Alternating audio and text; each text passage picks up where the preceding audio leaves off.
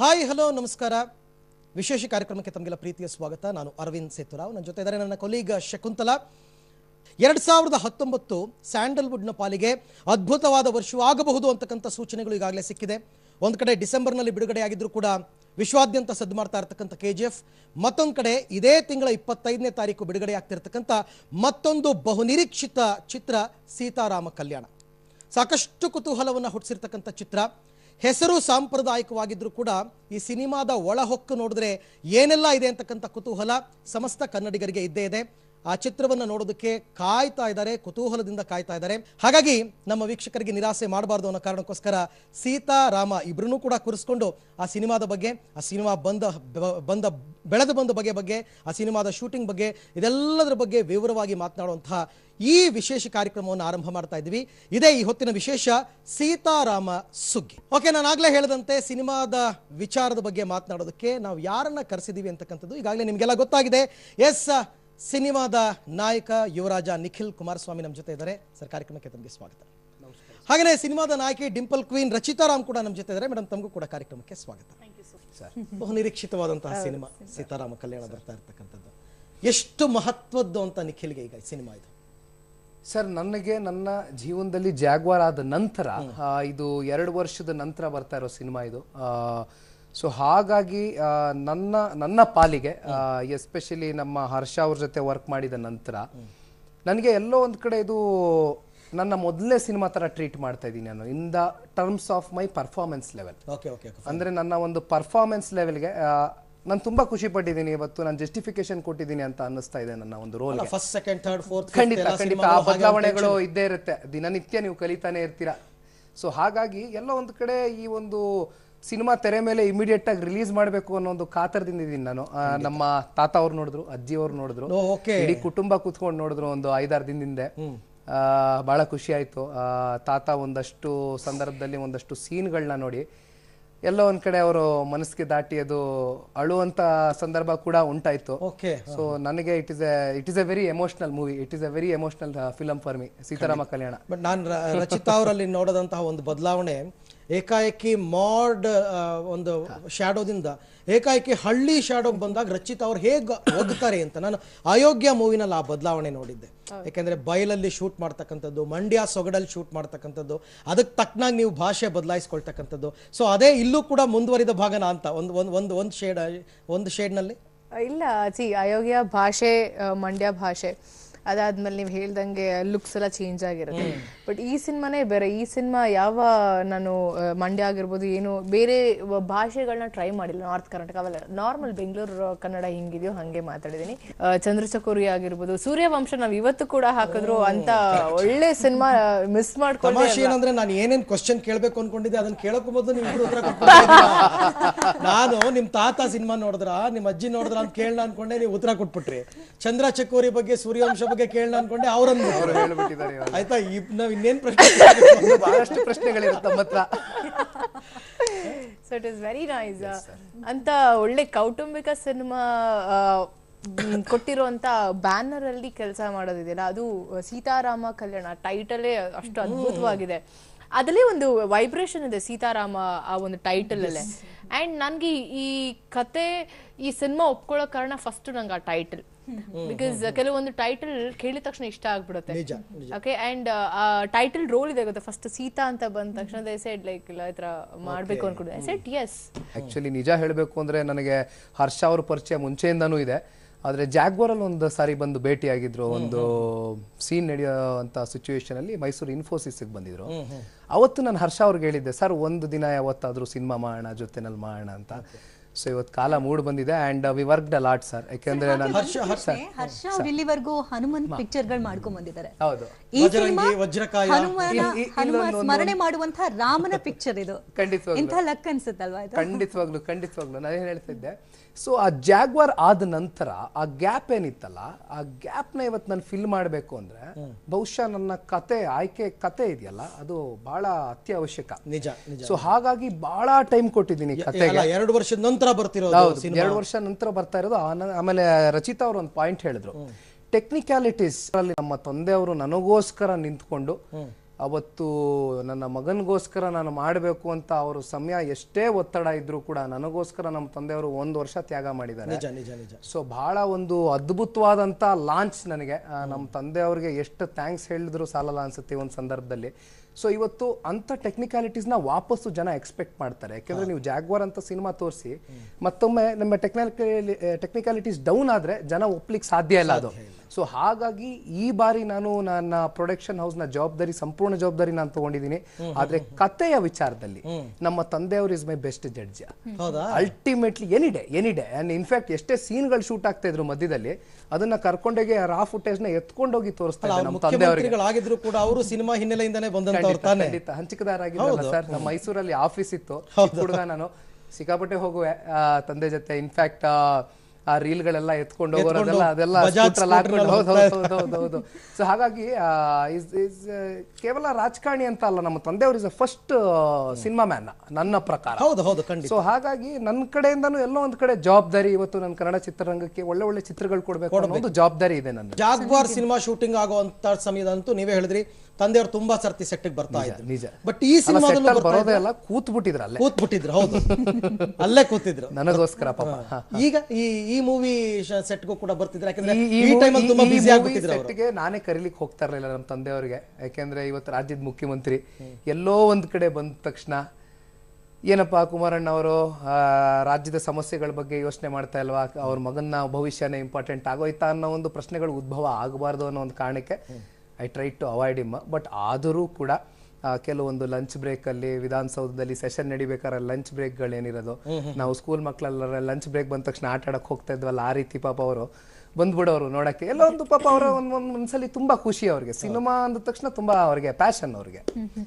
Fighting scene ಅಂತ ಬಂದ ತಕ್ಷಣ ಎಲ್ಲ ಕಡೆ ಲಾಂಗು ಮಚ್ಚು ಈ ರೀತಿ ಜಾಸ್ತಿ ನೋಡ್ತಾ ಇದೀವಿ. ಬಟ್ ಈ ಫಿಲಮ್ ನಲ್ಲಿ ತುಂಬಾನೇ ಡಿಫ್ರೆಂಟ್ ಆಗಿ ಫೈಟಿಂಗ್ ಸೀನ್ಸ್ ಶೂಟ್ ಆಗಿದೆ ಅಂತ ಅಂತಿದ್ವಿ. ಸೊ ಅದೇನಾ 10 ದಿನದ ಶೂಟ್? 50 ದಿನ ಶೂಟ್ ಮಾಡಿದೀನಿ ಫೈಟ್ ಎಪಿಸೋಡ್. ಈ ಸಿನಿಮಾನಲ್ಲಿ 5 ಫೈಟ್ಗಳು ಬರುತ್ತೆ. ಆಲ್ಮೋಸ್ಟ್ 50 ಡೇಸ್ ಟಚ್ ಆಗಿದೆ. ರಾಮ್ ಲಕ್ಷ್ಮಣ್ ಅವರು ಮಾಸ್ಟ್ರು. ಸೊ ಅವ್ರ ಬಗ್ಗೆ ನೆನೆಸ್ಕೊಡ್ಲಿಕ್ಕೆ ಇಷ್ಟಪಡ್ತೀನಿ. ಯಾಕೆಂದ್ರೆ ಇವತ್ತು ತೆರೆ ಮೇಲೆ ಹೀರೋ ಒಬ್ಬನೇ ಕಾಡೋದು, ಆದ್ರೆ ಹಿಂದಿನ ಶ್ರಮ, ಆ ಫೈಟರ್ಸ್ ಪಡುವಂತ ಶ್ರಮ ಇದೆಯಲ್ಲ, ಅದನ್ನ ಬಹುಶಃ ನಾವು ಯಾರು ಮ್ಯಾಚ್ ಮಾಡ್ಲಿಕ್ಕೆ ಸಾಧ್ಯ ಇಲ್ಲ. ಸೊ ರಾಮ್ ಲಕ್ಷ್ಮಣ್ ಅವರು ಅವರ ಒಂದು ಎಫರ್ಟ್ ಏನಿದೆ, ಅವರ ಒಂದು ಕಂಪೋಸಿಷನ್ ಏನಿದೆ, ನಿಜವಾಗ್ಲೂ ಹ್ಯಾಟ್ಸ್ ಆಫ್. ಯಾಕೆಂದ್ರೆ ಒಂದು ವಿಷಯ ಹೇಳಲಿಕ್ಕೆ ಇಷ್ಟಪಡ್ತೀನಿ ಅವ್ರ ಬಗ್ಗೆ. ಅವರ ಒಂದು ಶ್ರದ್ಧೆ ಇದೆ ಕೆಲಸದಲ್ಲಿ. ಯಾವ ರೀತಿ ಅಂದ್ರೆ 4 ಗಂಟೆಗೆ ಎದ್ದೇಳ್ತಾರೆ, ಯೋಗ ಮಾಡ್ತಾರೆ, ತಪಸ್ ಮಾಡ್ತಾರೆ. ಒಂಥರ ತಪಸ್ಸು, ಒಂಥರ ಏನ್ ಹೇಳ್ತಾರೆ ಮೆಡಿಟೇಷನ್ ಮಾಡೋದು. 9 ಗಂಟೆಗೆ ಮಲಗೋದು. 6:15 ನಾನು ಯಾರನ್ನೂ ನೋಡಿಲ್ಲ, ಫಸ್ಟ್ ಮಾಸ್ಟರ್ಸ್ 6:15 ಸೆಟ್ ಮೇಲೆ ಇರೋರು. ನಾವು 7 ಗಂಟೆಗೆ ಬಂದ್ರೆ ನಮ್ಗೆ ನಾಚಿಕೆ ಆಗೋದು. They were the first people to be on the set. ನಿಜವಾಗ್ಲೂ ಆ ಒಂದು ಡೆಡಿಕೇಶನ್ ನಮ್ಮ ಇವತ್ತಿನ ಜನರೇಷನ್ ನಾವೇನಿದೀವಿ ನಿಜವಾಗ್ಲೂ ನಾವು ಅದನ್ನ ಫಾಲೋ ಮಾಡಬೇಕು ಅಂತ ಅನ್ಸುತ್ತೆ. ಆಮೇಲೆ ಒಂದು ಸಿನಿಮಾದಲ್ಲಿ ಸೀನಿಯರ್ ಮೋಸ್ಟ್ ಆರ್ಟಿಸ್ಟ್ ಗಳನ್ನ ಹಾಕೊಂಡು ಸಿನಿಮಾ ಮಾಡೋದಿದೆಯಲ್ಲ, ಈಗ ಈ ಸಿನಿಮಾದಲ್ಲಿ ಎಕ್ಸಾಂಪಲ್ ತಗೊಳ್ಳೋದಾದ್ರೆ ಶರತ್ ಕುಮಾರ್, ಮಧುಬಾಲ, ರವಿಶಂಕರ್, ಭಾಗ್ಯಶ್ರೀ, ರವಿಶಂಕರ್, ಸಂಜಯ್ ಕಪೂರ್, ರವಿಶಂಕರ್, ಆದಿತ್ಯ ಮೆನನ್, ಎಷ್ಟು ವಿವಿಧ ಮತ್ತೆ ತುಂಬಾ ದಿನಗಳಾಗಿತ್ತು ಇವ್ರನ್ನ ನೋಡಿಯಪ್ಪ ಅಂತ ಅನ್ಸೋರು ಕೂಡ ನಾವು ಇವತ್ತು ಸೀತಾರಾಮ ಕಲ್ಯಾಣದಲ್ಲಿ ನೋಡ್ಬೋದು ಅಂತ ಅನ್ಸುತ್ತೆ. ಒಂದು ರೀತಿಯಲ್ಲಿ ನಿಮಗೆ ಚಾಲೆಂಜಿಂಗ್ ಅನ್ಸುತ್ತಾ ಮೇಡಮ್? Very much. ಹೌದಾ?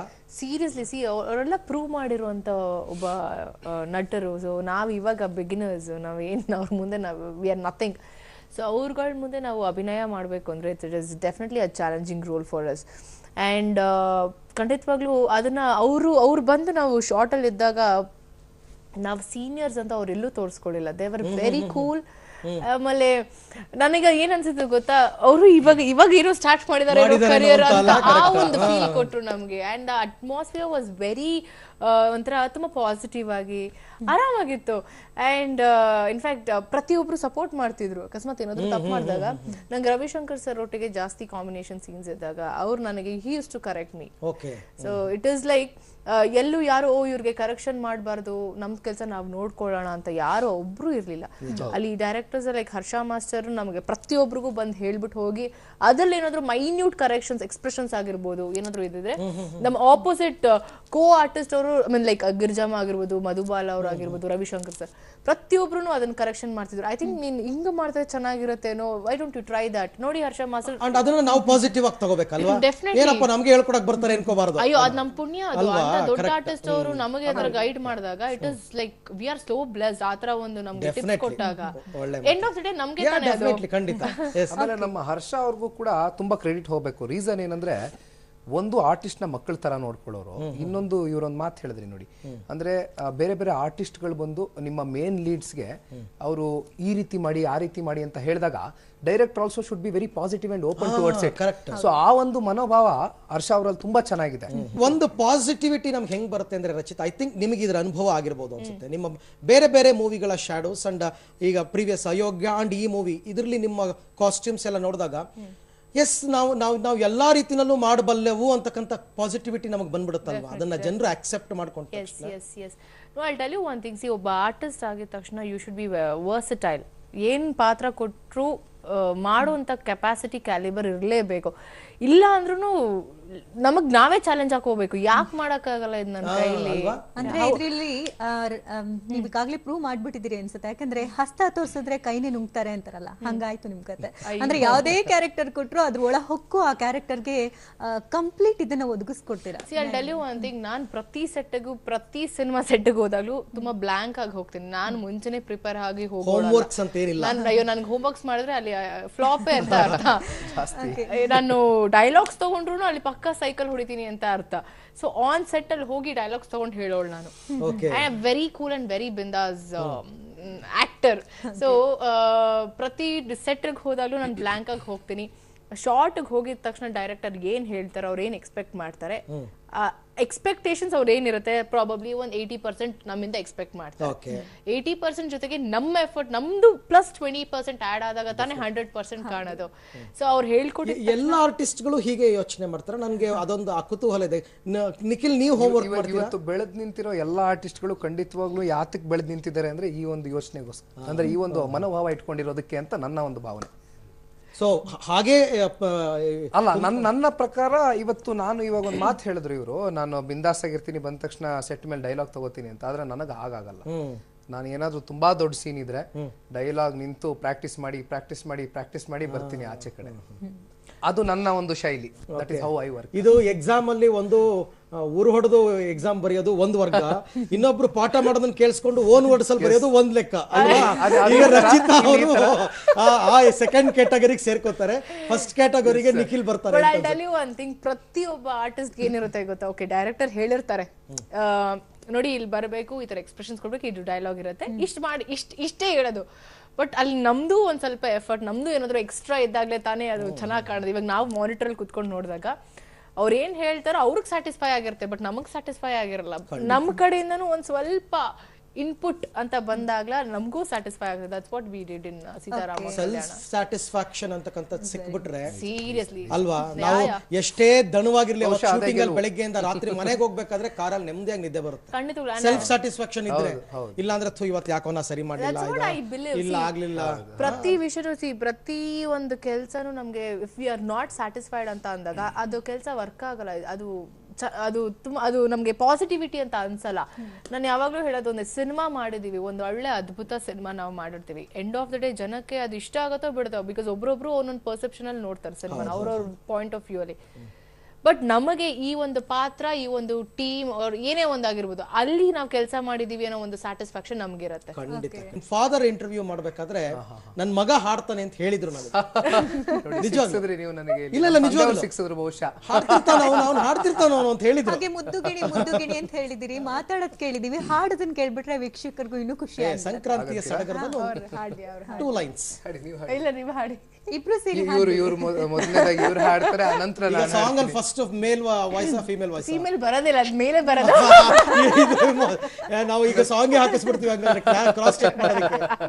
ಖಂಡಿತವಾಗ್ಲೂ ಅಲ್ಲಲ್ಲ, ಅದು ಪ್ಲೇ ಆಗುತ್ತೆ, ಅದ್ರ ಜೊತೆಗೆ ನಿಮ್ಮ ವಾಯ್ಸ್ ಅಲ್ಲಿ ಕೇಳೋಣ ಅಂತ ಅದನ್ನ ನಾವು ತೋರಿಸ್ತೀವಿ ನಾವು ವೀಕ್ಷಕರಿಗೆ ಆ ಸಾಂಗ್. ಹೌದಾ?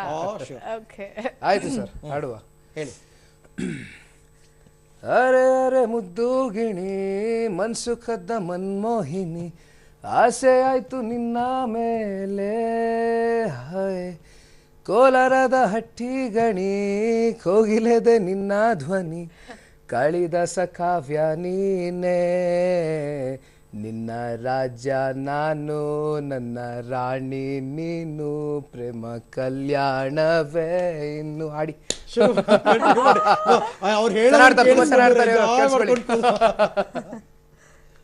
ಅದೇ ಲೈನ್ ನಂದೇನು.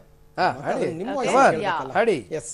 ಅರೆ ಅರೆ ಮುತ್ತು ಗಿಣಿ ಮನ್ಸು ಕದ ಮನ್ಮೋಹಿನಿ ಆಸೆ ಆಯ್ತು ನಿನ್ನ ಮೇಲೆ ಹಾಯ್ ಕೋಲಾರದ ಹಟ್ಟಿ ಗಣಿ ಕೋಗಿಲಿದೆ ನಿನ್ನ ಧ್ವನಿ ಕಾಳಿದಾಸ ಕಾವ್ಯ ನೀನೇ ನಿನ್ನ ರಾಜ ನಾನು ನನ್ನ ರಾಣಿ ನೀನು ಪ್ರೇಮ ಕಲ್ಯಾಣವೇ ಇನ್ನು.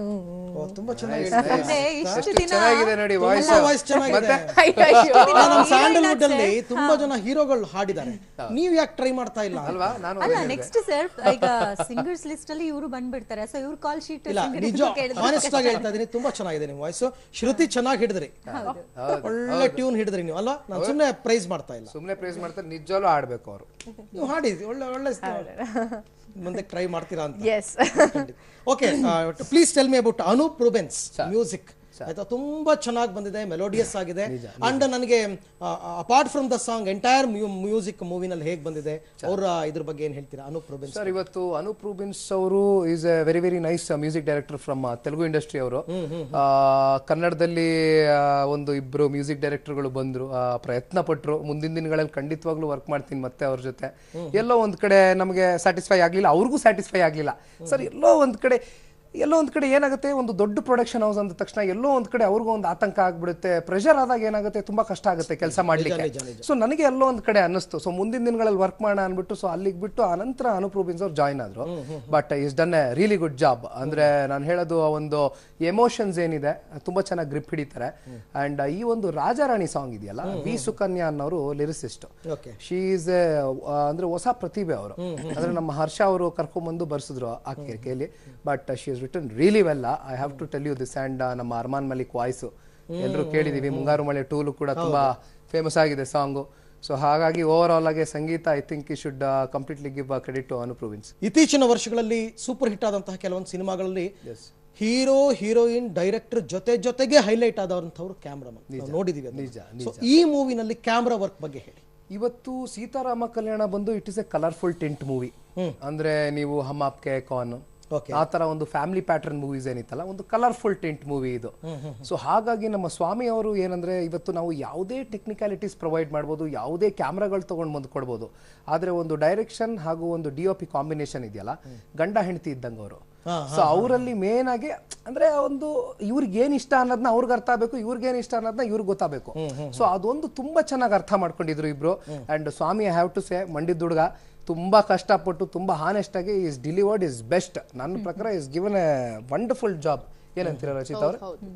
ಹಾಗೆ ಇತ್ತೀಚಿನ ದಿನಗಳಲ್ಲಿ ಸಿಂಗಲ್ ಫ್ಯಾಮಿಲೀಸ್ ಜಾಸ್ತಿ ನೋಡ್ತಾ ಇದ್ದೇವೆ. ಫ್ಯಾಮಿಲಿ ಎಲ್ಲ ಒಟ್ಟಿಗೆ ಕೂತು ಒಂದು ಸಿನಿಮಾ ಬಂದ್ರೆ ಸಾಕಪ್ಪ ಅಂತಿರ್ತಾರೆ. ಯಾಕಂದ್ರೆ ಬೆಳಗ್ಗೆ ಗಂಡ ಕೆಲ್ಸಕ್ಕೆ ಹೋದ್ರೆ ಸಂಜೆ ಹೆಂಡತಿ ಹೋಗ್ತಿರ್ತಾಳೆ, ಅತ್ತೆ ಮಾವನ ಜೊತೆ ಕೂತ್ಕೊಂಡು ಒಂದು ಸಿನಿಮಾಗೆ ಹೋಗೋಣ ಅಂದ್ರೆ ಅಂತ ಸಿನಿಮಾನೇ ಜಾಸ್ತಿ ಬರ್ತಾ ಇಲ್ಲ. ಬಟ್ ಈ ಮೂವಿ ಮೂಲಕ ಎಲ್ಲರೂ ಕೂಡ ಒಟ್ಟಾಗಿ ಸೇರ್ಕೊಂಡು ನೋಡ್ಬೋದು ಅನ್ಸುತ್ತೆ. ಅಂದ್ರೆ ಹಬ್ಬಕ್ಕೂ ಒಂದ್ ರೀತಿ ಇನ್ನಷ್ಟು ಕಳೆಯನ್ನ ಹೆಚ್ಚಿಸ್ತಾ ಇದೆ.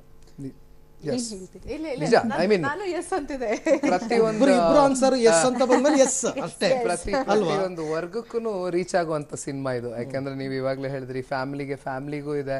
ಅಂಡ್ ನಿಮಗೆ ಮಾಸ್ ಅಂದ್ರೆ ಕಮರ್ಷಿಯಲ್, ಕಂಪ್ಲೀಟ್ ಆಗಿ ಫೈಟ್ಸ್ ಇದೆ, ಸಾಂಗ್ಸ್ ಇದೆ. ಸೊ ಹಾಗಾಗಿ ಪ್ರತಿಯೊಬ್ರು ಬಂದು ಕೂತ್ಕೊಂಡು ನೋಡುವಂತ ಸಿನಿಮಾ ಇದು. 22ನೇ ತಾರೀಕು ಜನವರಿ ನಿಖಿಲ್ ಅವರ ಹುಟ್ಟುಹಬ್ಬ. 25ಕ್ಕೆ ಸಿನಿಮಾ ರಿಲೀಸ್. 15ಕ್ಕೆ ಅಂದ್ರೆ ಇವತ್ತು ಸಂಕ್ರಾಂತಿ. ಆಯ್ತಾ, ಜನವರಿ ಅನ್ನೋದು ಲಕ್ಕಿ ಮಂತ್ ಆಗ್ಬೋದಾ ನಿಖಿಲ್ಗೆ ಅಂತ ಆಗ್ಬೇಕು ಅಂತ ದೇವರಲ್ಲಿ ಪ್ರಾರ್ಥನೆ ಮಾಡ್ತಾ ಇದೀನಿ ಸರ್. ಅಲ್ಲ, ಆಗ್ಬೇಕು, ನಮ್ಮೆಲ್ಲರ ಹಾರೈಕೆನೂ ಅದಕ್ಕೆ ಖಂಡಿತ ಇದೆ, ಆಗ್ಬೇಕು. ಕನ್ನಡ ಸಿನಿಮಾಗಳು ಉಳಿಬೇಕು, ಬೆಳಿಬೇಕು. ಯಾಕೆಂದ್ರೆ ಈಗ ತೋರಿಸ್ತಾ ಇದೀವಿ ನಾವು ಬೇರೆ ರಾಜ್ಯದವ್ರಿಗೂ ನಾವೇನೂ ಕಡಿಮೆ ಇಲ್ಲ ಅಂತ ತೋರಿಸ್ತಾ ಇದೀವಿ. ಈ ತರ ಸದಾಭಿರುಚಿಯ ಸಿನಿಮಾಗಳು ಬಂದಾಗ್ಲೂ ಕೂಡ ಅದನ್ನ ಜನ ಆಕ್ಸೆಪ್ಟ್ ಮಾಡ್ಕೋತಾರೆ ಅಂತಕ್ಕಂಥದ್ದು ನಮ್ಮ ಹಾರೈಕೆನೂ ಅದೇನೆ ಅಲ್ವಾ? ಹಾಗಾಗ್ಬೇಕು ಅಂತಕ್ಕಂಥದ್ದು. ಓಕೆ, ಇನ್ನು ನಿಖಿಲ್ ಅವರದೇ ಕೆಲವೊಂದು ಪ್ರಶ್ನೆಗಳಿದೆ ನಂದು. ಪರ್ಟಿಕ್ಯುಲರ್ಲಿ ಚಿತ್ರರಂಗದಲ್ಲೇ ಮುಂದುವರಿಬೇಕು ಅಂತಕ್ಕಂಥ ಆಸೆ ಇದೆಯಾ ತಮಗೆ ಅಂತ? ಖಂಡಿತವಾಗ್ಲೂ. ಯಾಕಂದ್ರೆ ನಾನು ಮೊದಲನೇದಾಗಿ ಇವತ್ತು ಚಿತ್ರರಂಗದಲ್ಲಿ ಇರೋದು ಏನಕ್ಕೆ ಅಂತ ಹೇಳಿದ್ರೆ ನನ್ನ ಒಂದು ಪ್ಯಾಷನ್ ಇಂದ ಒಂದು. ಎರಡನೇದು, ಎಲ್ಲೋ ಒಂದು ಕಡೆ ನನ್ನ ವ್ಯಕ್ತಿತ್ವನ ನಾನು ಕ್ರಿಯೇಟ್ ಮಾಡ್ಕೊಬೇಕು ಅನ್ನೋದು ಕೂಡ ನನ್ನ ಮನಸ್ಸಿನಲ್ಲಿದೆ. ಯಾಕೆಂದ್ರೆ ಇವತ್ತು ರಾಜಕಾರಣಿ ಮಕ್ಕಳು ಕೇವಲ ರಾಜಕಾರಣಕ್ಕೆ ಸೀಮಿತ ಆಗಬೇಕು ಅನ್ನೋದೇನಿದೆ, ಅಥವಾ ಡಾಕ್ಟರ್ ಮಕ್ಕಳು ಕೇವಲ ಡಾಕ್ಟರ್ಸೇ ಆಗ್ತಾರೆ, ಇಂಜಿನಿಯರ್ ಮಕ್ಕಳು ಇಂಜಿನಿಯರೇ ಆಗ್ತಾರೆ ಅನ್ನೋ ಒಂದು ಪಾಯಿಂಟ್ ಏನಿದೆಯಲ್ಲ, ಅಂದರೆ ಅದನ್ನೆಲ್ಲೋ ಒಂದು ಕಡೆ ನಾನು ಕೂಡ ನನ್ನಲ್ಲೂ ಕೂಡ ಒಂದು ಟ್ಯಾಲೆಂಟ್ ಇದೆ ಅಂತ ಇವತ್ತು ನಾನು ಜನಗಳಿಗೆ ತೋರಿಸ್ಬೇಕು ಅನ್ನೋ ಒಂದು ಆಸೆಯಿಂದ ದೂರದೃಷ್ಟಿಯಿಂದ ಇಟ್ಕೊಂಡು ಇಲ್ಲಿ ಬಂದಿದ್ದೀನಿ. ಈಗ ರಾಜಕೀಯ ಮತ್ತು ಸಿನಿಮಾ ಎರಡನ್ನೂ ತೂಕ ಹಾಕಿದ್ರೆ ನಿಮಗೆ ಯಾವುದು ವೆಯ್ಟ್ ಜಾಸ್ತಿ ಅನ್ಸುತ್ತೆ ಇವಾಗ ನಿಮ್ಮ ವಿಚಾರದಲ್ಲಿ? ನೋಡಿ, ರಾಜಕಾರಣ ಹಾಗೂ ಚಿತ್ರರಂಗ ಎರಡು ಜವಾಬ್ದಾರಿ ಜಾಸ್ತಿ ಇದೆ. ಯಾವುದೇ ಮಾಡಿದ್ರು it's A public field. Ultimately ನೀವು ಮಾಡ್ತಾ ಇರೋದು ಪಬ್ಲಿಕ್ಗೋಸ್ಕರ, ಅವರೇ ಮೆಚ್ಚುಗೆ ವ್ಯಕ್ತಪಡಿಸ್ಬೇಕು. ಸೊ ಹಾಗಾಗಿ ನಮ್ಮ ಸಿನ್ಸಿಯರ್ ಪ್ರಯತ್ನ ಇದ್ದೇ ಇರುತ್ತೆ. ರಾಜಕೀಯ ಇರ್ಬೋದು, ಚಿತ್ರರಂಗ ಇರ್ಬೋದು, ಆದರೆ ಚಿತ್ರರಂಗನ ಬಿಡೋ ಪ್ರಶ್ನೆನೇ ಇಲ್ಲ. ನಿಮ್ಮಿಬ್ಬರ ಕೆಮಿಸ್ಟ್ರಿ ಬಗ್ಗೆ ತಾವು ಎಲ್ಲನೂ ಹೇಳಿದ್ರಿ. ಸಿನಿಮಾದಲ್ಲಿ ತಮ್ಮಿಬ್ಬರ ಕೆಮಿಸ್ಟ್ರಿ ಹೇಗಿತ್ತು ಅಂತ, ಹೌ ಯು ಫೀಲ್ ಅಂತ ನನ್ನ ಬಹುಶಃ ಜನಗಳು ಹೇಳ್ಬೇಕು ಅನ್ಸುತ್ತೆ. ಅದನ್ನ ನಮ್ಮ ಕಡೆಯಿಂದ ಸಿನ್ಸಿಯರ್ ಆಗಿ ಪ್ರಯತ್ನ ಪಟ್ಟಿದೀವಿ. ಸೊ ಜಡ್ಜ್ ಅವರೇ, ಆಡಿಯನ್ಸ್, ಸೊ ಅವ್ರುಗಳು ಹೇಳ್ಬೇಕು, ಅವ್ರುಗಳ ಬಾಯಿಂದ ಬರಬೇಕು. Ultimately they are the judges. Spontaneous ಆಗಿ 10 ಕ್ವೆಶ್ಚನ್ಸ್ ಕೇಳ್ಬಿಡ್ತೀವಿ. ವೀಕ್ಷಕರು ಕೂಡ ತುಂಬಾ ಇಂಟ್ರೆಸ್ಟ್, ಅಲ್ಲ ಈ ಕೆಮಿಸ್ಟ್ರಿ ಹೇಗೆ ವರ್ಕೌಟ್ ಆಗಿರ್ಬೋದು ಅಂತ ಜನ ಈಗ ರಿಸಲ್ಟ್ ಕೊಡಬೇಕು. ಆಯ್ತಾ? ಓಕೆ, ನಾನು ಒಂದೇ ಕ್ವೆಶ್ಚನ್ ಇಬ್ರು ಆನ್ಸರ್ ಮಾಡಬೇಕು. ನಿಖಿಲ್ಗೆ ಇಷ್ಟವಾದ ಬಣ್ಣ ಯಾವುದು ಅಂತ ನನ್ನ ಪ್ರಶ್ನೆ. ಬ್ಲೂ. ನನ್ನ ಫೇವ್ರೆಟ್ ಕಲರ್ ಯೆಲ್ಲೋ. ಹಾಗೆ ಈ ಪ್ರಶ್ನೆ ಡಿಫ್ರೆಂಟ್ ಆಗಿದೆ. ಹಾಗೆ ತಿಂಡಿ ವಿಚಾರದಲ್ಲಿ ಬರೋದಾದ್ರೆ, ಇತ್ತೀಚೆಗೆ ಸ್ವಲ್ಪ ದಿನಗಳ ಹಿಂದೆ ರಚಿತಾ ತುಂಬಾ ಪ್ಲಫಿ ಆಗಿದ್ರು, ಬಟ್ ಇವಾಗ ಸಖತ್ ಸ್ಲಿಮ್ ಆಗಿದ್ದಾರೆ. ಸೊ ತಿಂಡಿ ತಿನ್ನೋದು ಜಾಸ್ತಿನಾ, ಏನ್ ಇಷ್ಟ ತಮ್ಗೆ ಅಂತ? ನಾನು ಎಲ್ಲ ತಿಂತೀನಿ. I eat both non veg and veg. ಆಮೇಲೆ ಎಲ್ಲ ಹಣ್ಣು, ಡೈರಿ ಪ್ರಾಡಕ್ಟ್ಸ್, ಸ್ವೀಟ್ಸ್, ತುಂಬಾ ಫೇವರೇಟ್ ಅಂತ ಇರೋ ಇಷ್ಟಪಟ್ಟು ತಿಂಡಿ ಬ್ರೇಕ್ಫಾಸ್ಟ್ ತಿಂಡಿ. Breakfast are sweet what? ನನಗೆ ನಾನ್ ವೆಜ್ ತುಂಬಾ ಇಷ್ಟ. ನನಗೆ non veg chicken, mutton, fish ಅವೆಲ್ಲ ತುಂಬಾನೇ ಇಷ್ಟ. ತಿಂಡಿ ಅಂದ್ರೆ ನನಗೆ ಪೊಂಗಲ್, ಸ್ವೀಟ್ ಪೊಂಗಲ್, ಖಾರ ಪೊಂಗಲ್. ನಿಖಿಲ್ಗೆ ತಿಂಡಿ ಅಂದ್ರೆ ಏನು ತುಂಬಾ ಇಷ್ಟವಾದ ತಿಂಡಿ? ತಿಂಡಿ ಅಲ್ಲ, ಊಟ ಸರ್. ತಿಂಡಿ ತಿನ್ನಲ್ವಾ? ಯಾಕೆ? ಅಲ್ಲ, ತಿಂಡಿ ತಿಂತೀನಿ, ಬಟ್ ಊಟ ಅಲ್ವಾ, ಹೊಟ್ಟೆ ತುಂಬಾ ತಿನ್ನೋದು. ತಿಂಡಿ ಸ್ವಲ್ಪ ತಿನ್ಕೊಂಡು ಹೋಗಿರ್ತೀವಿ. ಮುದ್ದೆ ನಾಟಿ ಕೋಳಿ ಸರ್ ಕೇಳ್ಬೇಕಾ ಗೌಡ್ರಿಗೆ? ಮುದ್ದೆ ನಾಟಿ ಕೋಳಿ ಸಾರು. Okay fine. ನಿಮಗೆ ತುಂಬಾ ಇಷ್ಟವಾದ ಪ್ಲೇಸ್ ಯಾವುದು? ನನಗೆ ತುಂಬಾ ಇಷ್ಟವಾದ ಪ್ಲೇಸ್ ಅಂದ್ರೆ, ನನ್ನ ಮನಸ್ಸಿಗೆ ತುಂಬಾ ಮನಃಶಾಂತಿ ಕೊಡುವಂತ ಜಾಗ ಬಂದು ಧರ್ಮಸ್ಥಳ. ಓಕೆ, ರಚಿತಾ ಅವರಿಗೆ ತುಂಬಾ ಇಷ್ಟವಾದ ಪ್ಲೇಸ್ ಯಾವುದು? ಇದು ಅಂದ್ರೆ ತುಂಬಾ ಜನ ಹೇಳ್ತಾರೆ ಇದು ಸ್ವಲ್ಪ ನಾಟಕ ಅಂತ, ಬಟ್ ನಾನು ಹಾನೆಸ್ಟ್ ಆಗಿ ಹೇಳ್ತೀನಿ, ನಾನು ಮನ್ಸು ಮುಟ್ಕೊಂಡು ಹೇಳ್ತೀನಿ, ನಂಗೆ ನಮ್ಮ ಮನೆ ತುಂಬಾನೇ ಇಷ್ಟ. ಅಂದ್ರೆ ಇಂಥ ಪ್ಲೇಸ್ ನೋಡ್ಲೇಬೇಕು ಆ ತರದೇನು ಇಲ್ವಾ ನಿಮ್ಗೆ? ಅದೇ ಅನ್ಸತ್ತೆ, ಬಟ್ ನನ್ಗೇನೋ ಗೊತ್ತಿಲ್ಲ. ನನಗೆ ಮನೆ ಯಾವಾಗ ತುಂಬಾ ನಿಮ್ಗೆ ಎಷ್ಟೋ ಆನ್ಸರ್ ಗಳಿಂದ ನಂಗೆ ಗೊತ್ತಾಗ್ತಿದೆ, ತುಂಬಾ ಮನೆಗೆ ಅಟ್ಯಾಚ್ಮೆಂಟ್ ಜಾಸ್ತಿ ಅಂತ ಅಲ್ಲ? ನಂಗೆ ತುಂಬಾನೇ ಇಷ್ಟ. Okay fine. ಓಕೆ, ನಿಮಗೆ ಪೊಲಿಟಿಕ್ಸ್ ಅಲ್ಲಿ ಇಂಟ್ರೆಸ್ಟ್ ಇಲ್ಲ ಅಂತ ಆಗ್ಲೇ ಹೇಳಿದ್ರಿ, ಆದ್ರೂ ಕೂಡ ಕೇಳ್ತಾ ಇದೀನಿ, ನಿಮ್ಗೆ ಯಾರಾದ್ರೂ ಫೇವರೇಟ್ ಪೊಲಿಟಿಷಿಯನ್ ಇದಾರಾ? ಅಲ್ಲ ಈಗ ಎಸ್, ನನಗೆ ಫೇವರೇಟ್ ಪೊಲಿಟಿಷಿಯನ್ ಇದೆ, ತುಂಬಾ ಕಷ್ಟ ಆಗುತ್ತೆ. Please come on. Oh my God. ಇಲ್ಲಿ ಪಕ್ಷ ಅನ್ನೋದನ್ನ ಮರ್ತಬಿಡಿ ನೀವು. ಅವ್ರು ಯಾವ irrespective of well it's not like ನಾನು see I have two politicians who is really my favorite and ಪಾಪ ಬೇರೆ ಪೊಲಿಟಿಷಿಯನ್ ನೋಡ್ತಿರೋರು ಅದು ಇಟ್ಟು ಬೇಜಾರು ಮಾಡ್ಕೊಂಡ್ರಿ. ನನ್ನ ಮನಸ್ಸಿಗೆ ನಾನು ಹೇಳ್ದಂಗೆ ಅವಾಗಲೇ ನನಗೆ ರೈಟ್ಸ್ ಇದೆ, ನನಗೆ ಯಾರು ತುಂಬಾ ಇಷ್ಟ ಆಗುತ್ತೆ ನಾಯಕರು ಅಂತ. ಇಬ್ರು ಮೇಜರ್ ಪೊಲಿಟಿಷಿಯನ್ಸ್ ನಂಗೆ ತುಂಬಾನೇ ಇಷ್ಟ. ಫಸ್ಟ್ ನನಗೆ ತುಂಬಾನೇ ಅಂದ್ರೆ ದೇವೇಗೌಡರು ಅಂದ್ರೆ ತುಂಬಾನೇ ಇಷ್ಟ ನನಗೆ. And he has ruled like anything. And ಅವರ ಒಂದು ಸಜೆಷನ್ಸ್, ಟಿಪ್ಸ್ ಇವಾಗಿರುವಂತ ಪೊಲಿಟಿಷಿಯನ್ಸ್ಗೆ ತುಂಬಾನೇ ಚೆನ್ನಾಗಿ ಸಜೆಸ್ಟ್ ಮಾಡ್ತಾರೆ. ಅಂಡ್ ನೆಕ್ಸ್ಟ್ ಒಂದು D K. Shivakumar, I really like. Fine. Nikhil, ನಿಮ್ಮ ಫೇವರೇಟ್ ಪೊಲಿಟಿಷಿಯನ್ ಯಾರು? ಇವಾಗ ಹೇಳಿದ್ರಲ್ಲ ದೊಡ್ಡ ಸಾಹೇಬ್ರು, ನಮ್ಮ ತಾತ ಅವರು ಖಂಡಿತವಾಗ್ಲೂ is been an inspiration to me. Definitely is been a fighter. So ಭಾಳಷ್ಟು ಅವ್ರ ಹತ್ರ ಕೂತಾಗ ಭಾಳಷ್ಟು ವಿಚಾರಗಳು ತಿಳ್ಕೊಳಕ್ ಸಿಗುತ್ತೆ. ಸೊ ನಮ್ಮ ತಂದೆಯವರು ಡೆಫಿನೆಟ್ಲಿ. Okay fine. ಅಲ್ಲ, ಪ್ರತಿಯೊಬ್ಬರಿಗೂ ಸ್ವತಂತ್ರ ಇದೆ, ಹೇಳೋದಕ್ಕೆ ತಪ್ಪೇನಿಲ್ಲ. ನಿಮ್ಮ favourite hero, cinema hero? Actually whatever he says ನನಗೆ ಗೊತ್ತು, ನನಗೂ ಅವರೇ. ಇಲ್ಲ ತಾಳಿ, ಒಂದ್ ನಿಮಿಷ ಪ್ಲೀಸ್. ಇದು ನಾನು ಅದಕ್ಕೆ ನಿಮಗೆ ಹೆಂಗೆ ಮಾಡ್ತಾ ಇದೀನಿ ಗೊತ್ತಾ? ಅನ್ಡೌಟೆಡ್ಲಿ ಅವ್ರದ್ದು ಅದೇ ನಮ್ದು. ಅಣ್ಣವ್ರೆ ನೋಡ್ಕೊಂಡೇ ಬಿಡ್ತಿರೋದು ನಾವು. ನಿಮಗೂ ಸೇಮ್ ಡೆಫಿನೆಟ್ಲಿ. ಹಂಗಾದ್ರೆ ನಿಮ್ಗೆ ನೆಕ್ಸ್ಟ್ ಕ್ವೆಶ್ಚನ್, ಫೇವರೇಟ್ ಹೀರೋಯಿನ್? ನಂಗೆ ಲಕ್ಷ್ಮಿ ಅವ್ರ ಅಂದ್ರೆ ತುಂಬಾ ಇಷ್ಟ, ಮಾಲಾಶ್ರೀ ಅವ್ರು ತುಂಬಾ ಇಷ್ಟ. ಯಾರು ಇಲ್ಲ, ಏನ್ ನಾವು ಅಲ್ಲಿಗೆ ಟಚ್ ಮಾಡಲ್ಲಪ್ಪ, ನಾವು ಅದಕ್ಕೆ ಲಿಂಕೇ ತಗೊಳಲ್ಲ. Cinema heroines common. ಓಲ್ಡ್ ಹೇಳ್ಬಿಟ್ರೆ ಬೆಟ್ರು. ಆರ್ತಿ ಮನೆಗ್ ಬರೋ ಮಹಾಲಕ್ಷ್ಮಿ ನೆಕ್ಸ್ಟ್ ವೈಫ್ ನ ಹೀರೋಯಿನ್ ಅನ್ನೋದು ದಟ್ಸ್ ವೆರಿ ಕಾಮನ್. ಬಟ್ ಹಿಂಗ್ ಕೇಳಿದ್ದು ಸಿನಿಮಾದಲ್ಲಿ ಸಿನಿಮಾ ನೋಡಿ ಇಷ್ಟಪಡ್ತಕ್ಕಂಥ ಹೀರೋಯಿನ್. ಫೈನ್. ನಿಮ್ ಫೇವರೆಟ್ ವಿಲನ್ ಯಾರು? ನನ್ನ ಫೇವ್ರೆಟ್ ವಿಲನ್ನ ಅಂಬರೀಷ್ ಪುರಿ. ಅಮರೀಶ್ ಪುರಿ. ಫೈನ್. ಎಸ್. ನನಗೆ ತುಂಬಾ ಫೇವ್ರೆಟ್ ಅಂದ್ರೆ I don't remember, he looks almost like Sudeep ಅವ್ರ ತರ ಇದ್ದಾರೆ. ಅವ್ರ ಹೆಸರು ಇವರಪ್ಪ ಅವರು Raghuvaran. I really like Raghuvaran. Fantastic. ಒಳ್ಳೆ ವಿಲನ್ ನೆನಪಿಸ್ಕೊಂಡ್ರಿ ನೀವು. ಓಕೆ, ಸಾಕಷ್ಟು ಮೂವೀಸ್ ಎಲ್ಲ ನೋಡಿರ್ತೀರಿ. ನಿಮ್ಮ ಫೇವ್ರೆಟ್ ಮೂವಿ ಯಾವುದು? ಪದೇ ಪದೇ ಜಾಸ್ತಿ ನೋಡಿರುವಂತ ಮೂವಿ ಕಾಡೋ ಅಂತದ್ದು ಹೇಳಿ. ಕಮಾನ್, ಅದನ್ನ ನಿಖಿಲ್ ಖಂಡಿತ ಎಂಡೋರ್ಸ್ ಮಾಡಲ್ಲ. ಅಲ್ಲ, ಟೈಮ್ ಬೇಕಿದು ಯೋಚನೆ ಮಾಡಕ್ಕೆ. ಯಾಕೆಂದ್ರೆ ಪ್ರತಿ ಒಂದು ಮೂವಿನಲ್ಲೂ ಏನಾದ್ರೂ ಒಂದು ಕಲಿತಾನೆ ಇರ್ತೀವಿ. ಅಲ್ಲ, ಕಲಿಕೆ ಅಲ್ಲ, ನಿಮ್ ಚೈಲ್ಡ್ಹುಡ್ ಡೇಸ್ ಯಾವ್ದೋ ಸಿನಿಮಾ ಅಂದ ತಕ್ಷಣ ಹಿಂಗ ಅನ್ಸ್ಬೇಕು. ಹೌದಾ? ನೀವ್ ಹೇಳಿ, ನಾನು ಯೋಚನೆ ಮಾಡಕ್ಕೆ ಟೈಮ್ ಕೊಡಿ. ಹೇಳಿಮಾ. ಅದು ಒಂದು ಪ್ರಾಬಬ್ಲಿ ಕನ್ನಡ ಸಿನಿಮಾ ನೋಡ್ತೀವಿ, ಬಟ್ ಒಂದ್ ಚಿಕ್ಕ ಮಕ್ಕಳದು ಒಂದು ತೆಲುಗು ಸಿನಿಮಾ ಇದೆ, ಅಂಜಲಿ ಅಂತ. ಅದ್ರಲ್ಲಿ ಬೇಬಿ ಶಾಮಿಲಿ ಹುಟ್ಟು ಮಗು. ನಂಗೆ ಆ ಸಿನಿಮಾ ತುಂಬಾನೇ ಇಷ್ಟ. ನನ್ಗೆ ಈಗ ಟಕ್ ಅಂತ ಫಸ್ಟ್ ಸಿನಿಮಾ ಅಂದ್ರೆ ಅದೊಂದೇ ಕಣ್ ಕಟ್ಟದ್ ನನ್ಗೆ. ಬಹುಶಃ ಬಂಗಾರದ ಮನುಷ್ಯ. ಓಕೆ, ಇನ್ನು ನಿಮ್ಗೆ ಹೆಣ್ಮಕ್ಳಿಗಂತೂ ಈಗ ಅನಿಮಲ್ಸ್ ಅಂದ್ರೆ ತುಂಬಾ ಇಷ್ಟ ಪಡ್ತಾರೆ. ಇಷ್ಟವಾದ ಅನಿಮಲ್ ಯಾವುದು ನಿಮ್ಗೆ? Of course dog. ಓಕೆ, ನಿಮ್ಮನೇಲಿ ಡಾಗ್ ಇದೆಯಾ? ಇತ್ತು. ಓಕೆ, ಇವಾಗ ಸ್ವಲ್ಪ ಕಷ್ಟ. ನಿಮ್ಗೂ ಆತರ ಏನಾದ್ರು? ನಮಗೂ ನಾಯಿನೇ, ಸುಮಾರು ನಾಯಿಗಳ ಸಾಕಿದ್ದೆ, ಇವಾಗಿಲ್ಲ ಅಷ್ಟೇ. ಈಗಿಲ್ಲ. ಓಕೆ, ನೀವು ಒಂದು ಕೊನೆ last question, very serious question. ಲೈಫಲ್ಲಿ ತುಂಬಾ ಇಂಪಾರ್ಟೆನ್ಸ್ ಕೊಡೋದು ಯಾವುದಕ್ಕೆ? ಪೀಸ್ ಆಫ್ ಮೈಂಡ್ಗೆ, ನೆಮ್ಮದಿ.